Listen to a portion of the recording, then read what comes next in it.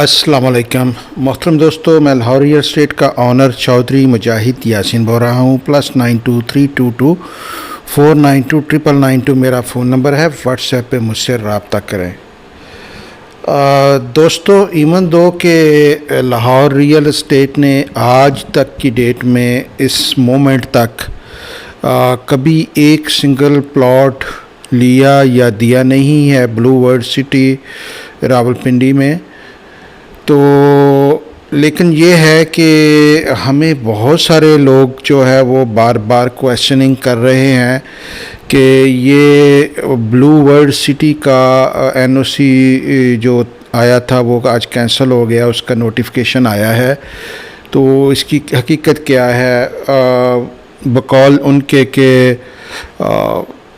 Lahore real estate पे वो trust करते हैं, क्योंकि हमारे कोई तकरीबन 1000 ग्रुप्स हैं व्हाट्सएप के, तो उसमें थाउजेंड्स प्रॉपर्टी के इन्वेस्टर हैं। तो कई लोगों ने इधर बाइंग की भी हुई है। मुहतात अंदाजे के मुताबिक मार्केट में जो न्यूज़ है कि कुछ तकरीबन 2-2.5 लाख इनकी फ़ाइल्स हैं, तो ज़ाहिर है फिर हमारे ग्रुप्स में भी इसके मेंबर हैं जिन्होंने ये बाई की हुई है और होल्ड की हुई है, और उनको कोई क्लियर डायरेक्शन नहीं मिल रही। तो वो बार बार मुझे कहते हैं कि जी आप इस पे वीडियो क्यों नहीं बनाते, आप इस पे डिस्कस क्यों नहीं चीज़ें करते।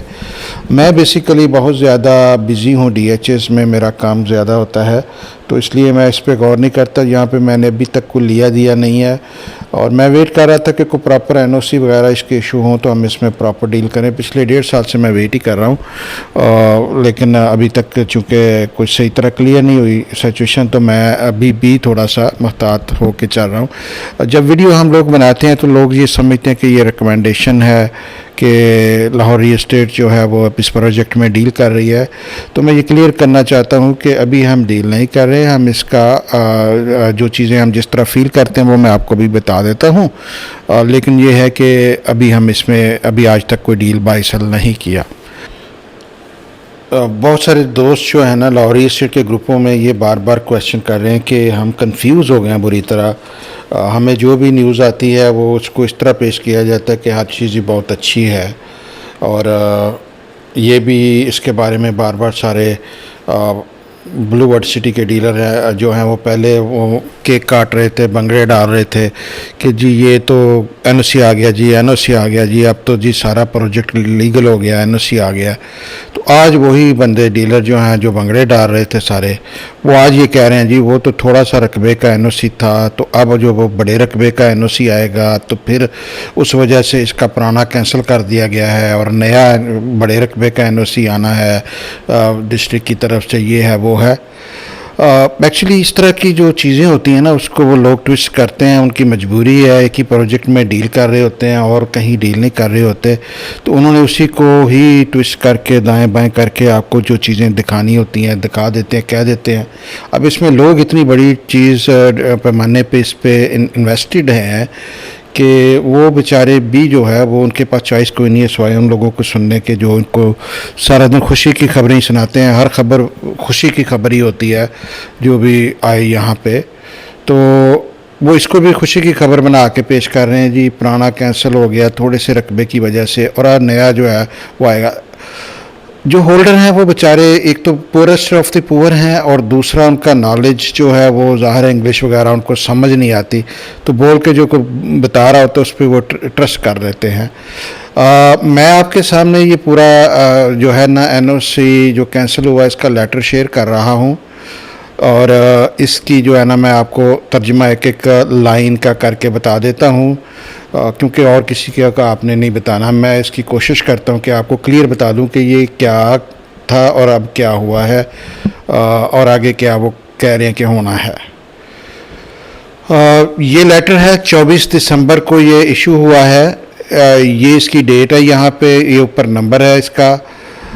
इस पे लिखा हुआ है कि जी cancellation of NOC regarding blue world city, royal farm city, royal farm houses और रेजिडेंशिया रावलपिंडी जो है 2 स्कीमें हैं। इनका जो NOC है वो डायरेक्टर जो हैं डिस्ट्रिक्ट गवर्नमेंट में जो हैं ऑफिसर जो हैं, चीफ ऑफिसर जो हैं डिस्ट्रिक्ट काउंसिल रावलपिंडी के, वो डायरेक्टर जो है रावलपिंडी के, उनको आरडीए के, उनको वो रिक्वेस्ट कर रहे हैं कि इनके जो एनओसी हमने पास्ट में जो इशू किए थे वो एनओसी जो है वो इनके रिवोक कर दिए जाएं, क्योंकि ये लोगों को मिसगाइड कर रहे हैं सोशल मीडिया पे और प्रिंट मीडिया में कि इनका एनओसी आ गया, हालांकि एनओसी डेवलपर को कभी डिस्ट्रिक्ट काउंसिल ने दिया ही नहीं।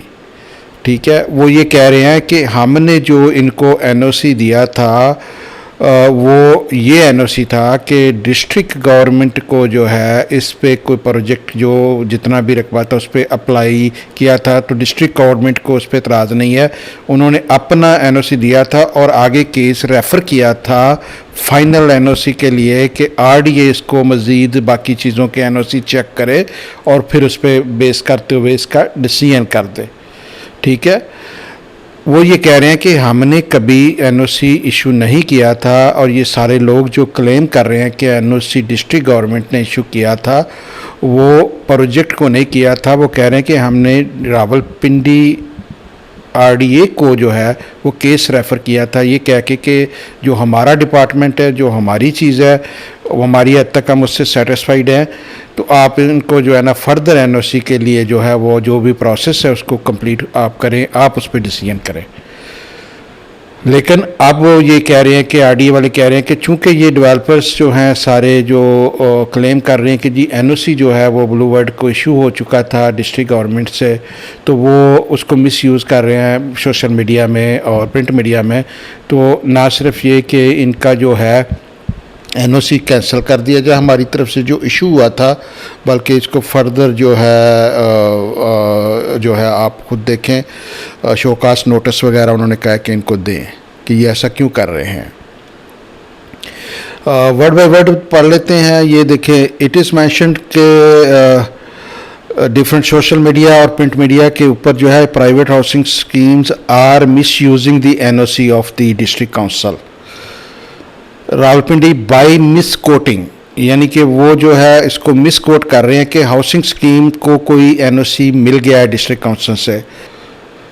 ये क्लियर इस में नीचे जो है लेटर के जो है ये लिखा गया है कि डेवलपर जो है मिसलीडिंग कर रहा है जनरल पब्लिक को, और ये क्लेम जो है वो बिल्कुल सही नहीं है कि एनओसी इनको हमने इशू किया था। एनओसी फाइनल इशू हमने नहीं किया।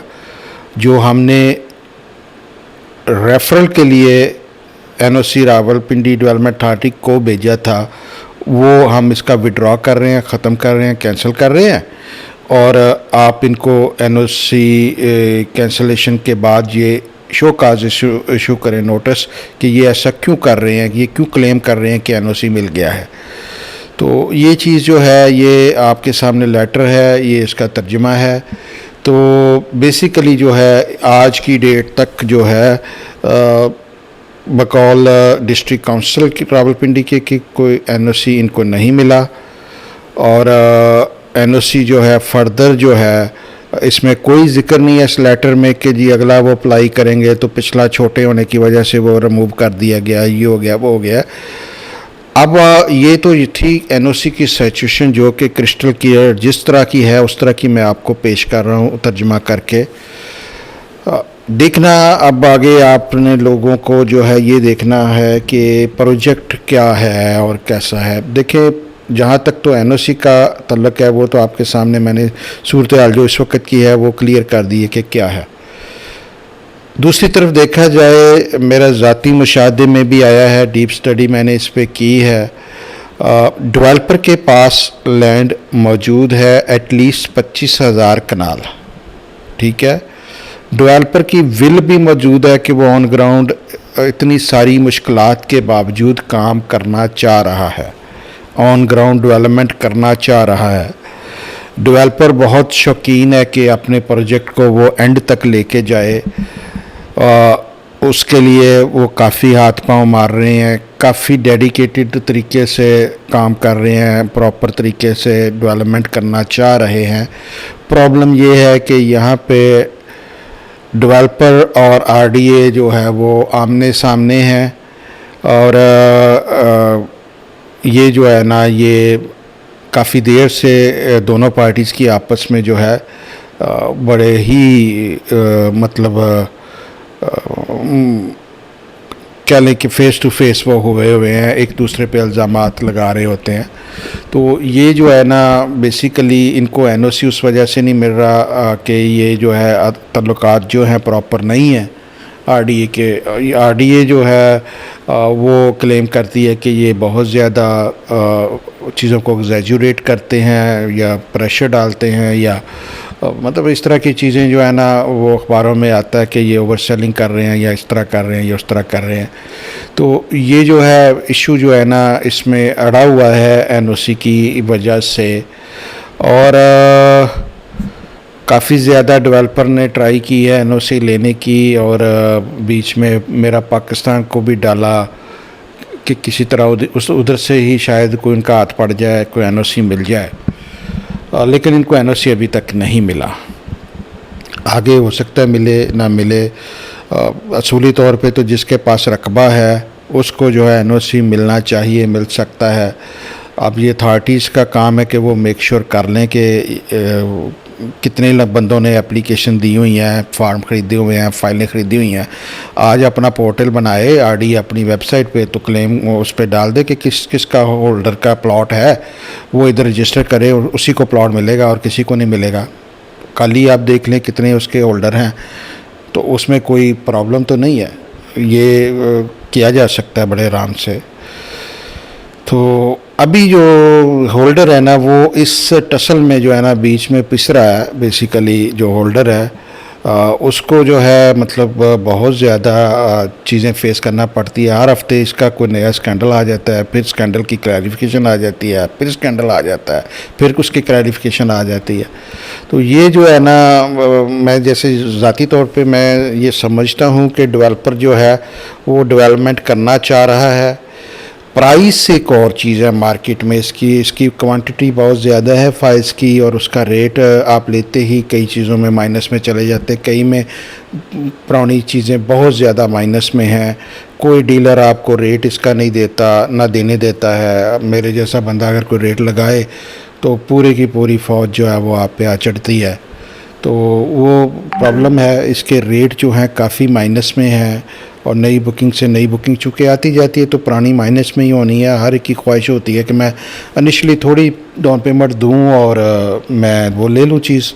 तो पुरानी चीज़ जो है वो फिर आउट ऑफ फेवर चली जाती है। हर प्राइवेट प्रोजेक्ट में यही होता है। डीएचएस में आपको जो है वो इस तरह के इशू नहीं देखने पड़ते। प्राइवेट डेवलपर का जो है वो प्राइम लैंड पे वो उसके खुद प्रोजेक्ट आ जाते हैं, और जो पुराने बुकिंग जिन्होंने की होती है उनको दूर दराज के जगहों पे जो है वो चीज़ें मिलती हैं। तो ये इशू है इसका जो है कि प्राइस को छोड़ें, लेकिन ये है कि इनके पास रकबा है, डेवलपमेंट करना चाह रहे हैं, एनओसी नहीं है, और तो फाइलों की क्वांटिटी काफ़ी ज़्यादा है। रकबा भी ये कह रहे हैं, क्लेम ये करते हैं कि हमारे बयान शाने मतलब बहुत ज़्यादा इससे ऊपर हैं, लेकिन ये नज़र आता है कि कम से कम 25,000 कनाल तो इनके पास मौजूद है।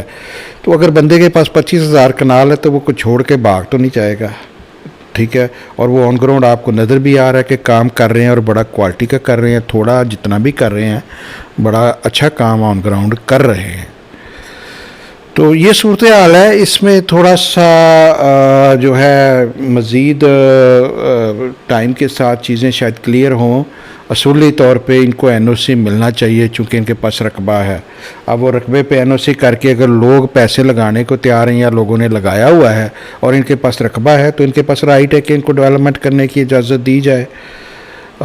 ओवर सेलिंग का जो है वो इंश्योर अगर आरडीए करना चाहती है तो उसको कर ले। उसका जैसे मैंने बताया एक सिंपल सा हल है, पोर्टल के ऊपर अपना बनाएं कि जी जो होल्डर है यहाँ पे रजिस्टर करें। और ये इसके लिए नहीं, सारे प्रोजेक्ट के लिए होना चाहिए। पूरे पाकिस्तान में हर प्रोजेक्ट प्राइवेट के लिए होना चाहिए।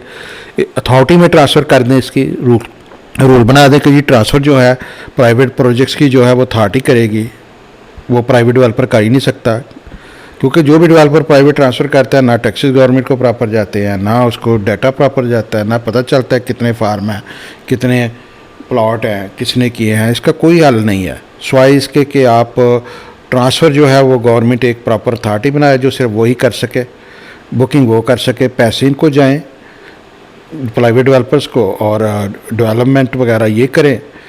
लेकिन ये उसका रिकॉर्ड जो है वो सारा आपके पास हो कि कितने हुए हैं, ओवर बुकिंग हुई है नहीं हुई है, क्या हुआ है क्या नहीं हुआ है। और बाकी ये मैं समझता हूँ कि ये राइट है डेवलपर का कि अगर उसके पास लैंड है तो उसको डेवलपमेंट की इजाज़त होनी चाहिए। प्राइस ऊपर जाए नीचे जाए दाएँ बाएँ जाए वो एक सेकेंडरी इशू है कि वो डेवलपर को ख़ुद पता होगा कि मैंने अब इसको कैसे मैनेज करना है, कि रेट जो हैं वो ज़ाहिर है अगर रेट ख़राब होंगे तो आगे चीज़ उनकी नहीं बिकेगी। तो ये जो मार्केट पे चीज़ों को तो छोड़ देना चाहिए। बहुत शुक्रिया वीडियो वॉच करने का। मज़ीद इस पर इंशाल्लाह बाद में डिस्कस करेंगे। अल्लाह हाफ़िज़।